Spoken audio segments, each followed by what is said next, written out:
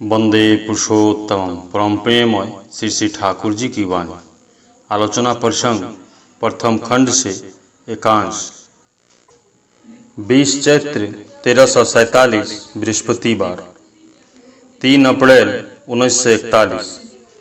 श्री श्री ठाकुर करीब 9 बजे बांध के किनारे तासु में बिछावन पर बैठे सभी के साथ प्रसन्न मुद्रा में वार्तालाप कर रहे हैं।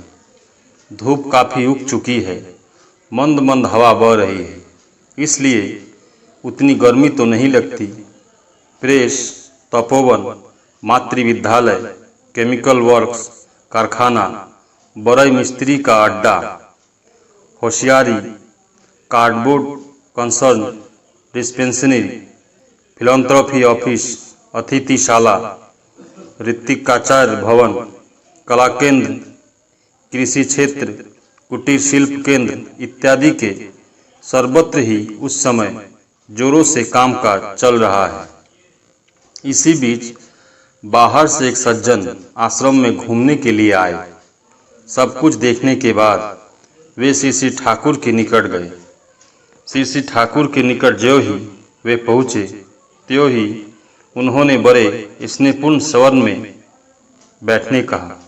वह सज्जन प्रणाम करके बैठ गए। प्राथमिक परिचय के बाद उस सज्जन ने पूछा, मान ले श्री श्री रामकृष्ण देव मुझे बहुत अच्छे लगते हैं, किंतु आज तो वे नहीं हैं, अभी उन्हें मैं कैसे पाऊंगा। श्री श्री ठाकुर परवर्ती को छोड़कर पूर्वतन पकड़ में नहीं आते हैं। यदि कोई श्री रामचंद्र की भक्ति करता है और यदि वह श्री कृष्ण युग का आदमी है तो वह श्री कृष्ण में ही श्री रामचंद्र को पा सकता है, अन्यथा पाना संभव नहीं है। परवर्ती पुरयमान महापुरुष के आविर्भाव के पहले तक पूर्वतन के प्रति अनुरागी आचार्य की शरण लेनी चाहिए। उन्होंने अपनी नौकरी के विषय में कहा, मैं खुशामद नहीं कर पाता हूँ, इसलिए नौकरी में उन्नति नहीं होती है। श्री श्री ठाकुर ने उस समय सहानुभूतिपूर्ण शब्दों में समझाते हुए कहा, खुशामद क्यों करोगे, स्तुति करनी चाहिए।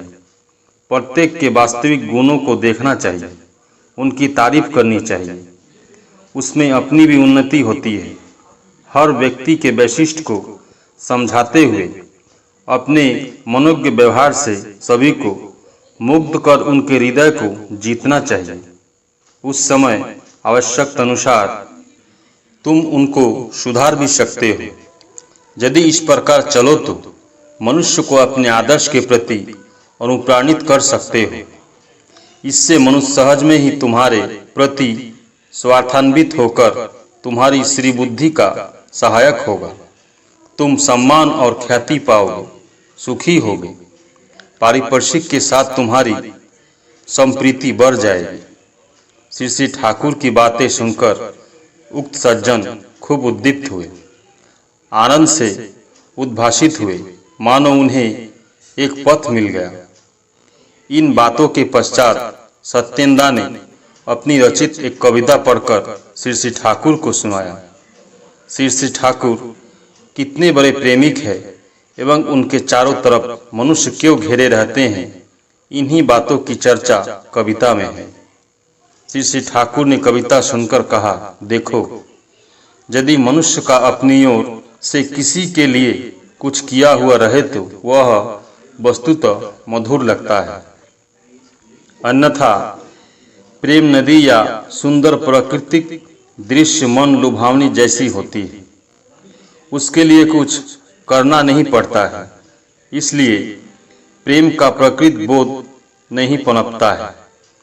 जीवन के दुख की अंधियाली रात में उस प्रेम की चेतना उसे कोई उत्साह या प्रेरणा नहीं देती है। उस समय वह कपूर की तरह उड़ जाता है। स्त्री का प्यार पाने में देखोगे कि तुम उसके लिए दिन रात जितना सोचते हो, बहुत सी चीजें लाकर उसे देते हो, उसके लिए एक सिपाही ही बन जाते हो। कितना सोचते हो, परिश्रम करते हो, इसलिए ऐसा बोध करते हो तो वह वास्तव होता है। जसोहर के एक भाई ने स्थानीय कुछ मुसलमानों के दुर्व्यवहार की बात सुनाई।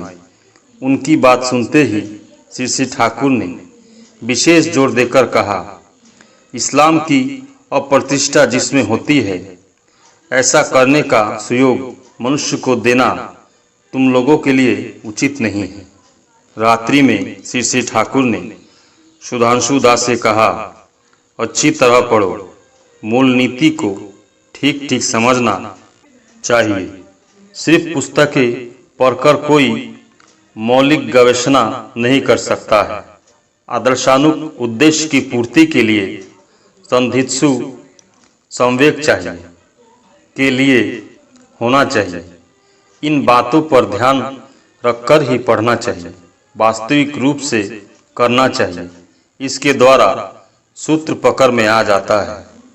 इसके बाद श्री ठाकुर ने प्रफुल्लदास से कहा, शास्त्र, विज्ञान, साहित्य, इतिहास, दर्शन, राजनीति, पूर्वतन महापुरुषों के सभी ग्रंथों को अच्छी तरह पढ़ोगे। अपनी भावधारा के समर्थन में जो कुछ पाओ उन्हें संग्रह करने की चेष्टा करोगे।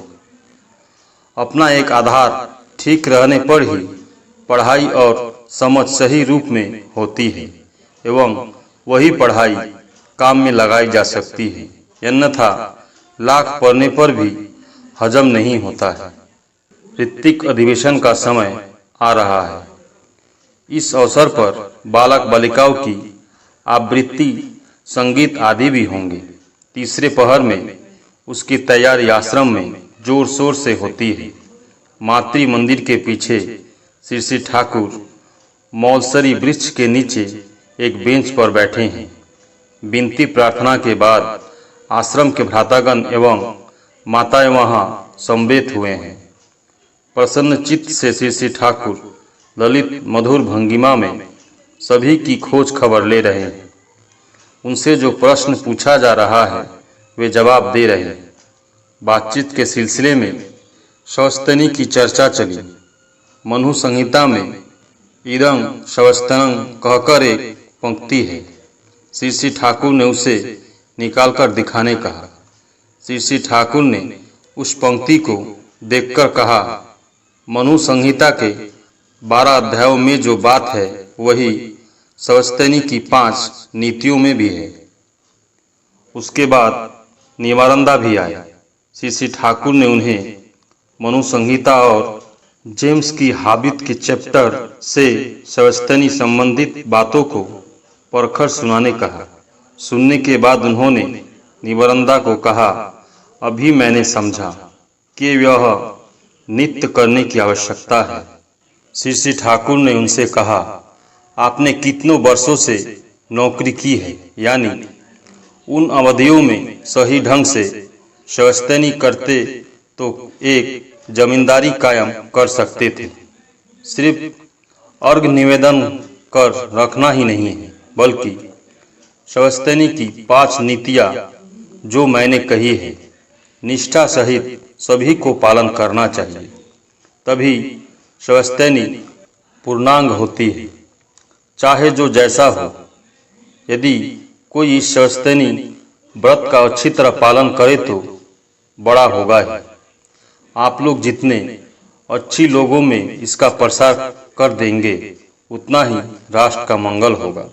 अर्थ, नैतिक मुक्ति, जाति की उन्नति, राष्ट्रीय स्वाधीनता, चाहे जो चाहे।